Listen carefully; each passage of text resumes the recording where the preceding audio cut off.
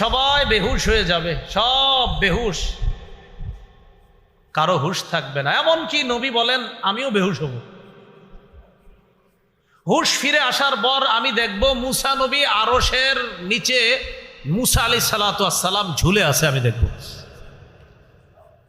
হুশ ফিরে আসার পর আমি দেখব মুসা নবী আরশে ঝুলে আছে।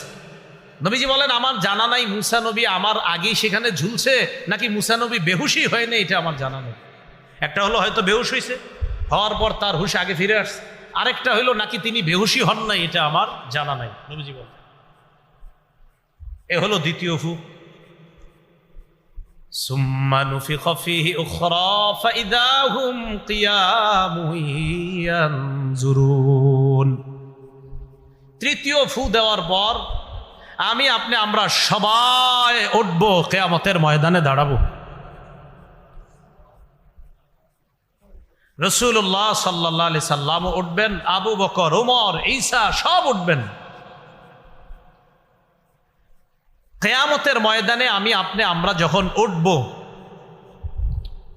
তখন কি অবস্থা হবে আমার আপনার আমাদের সবার?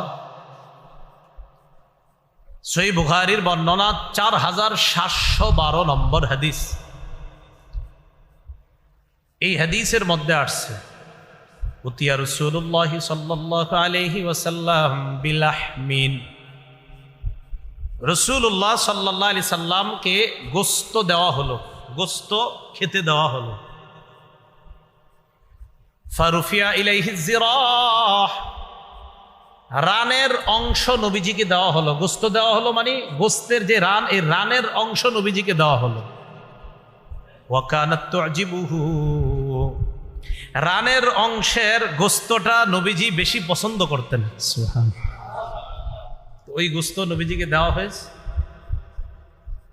ফানাহাশা মিনহা নাহশাতান, আল্লাহ নবী এইভাবে দাঁত দিয়ে রান থেকে এইভাবে নিজেই টান দিয়ে নবীজি দাঁত মুবারক দিয়ে টেনে খাচ্ছেন। সুবহানাল্লাহ।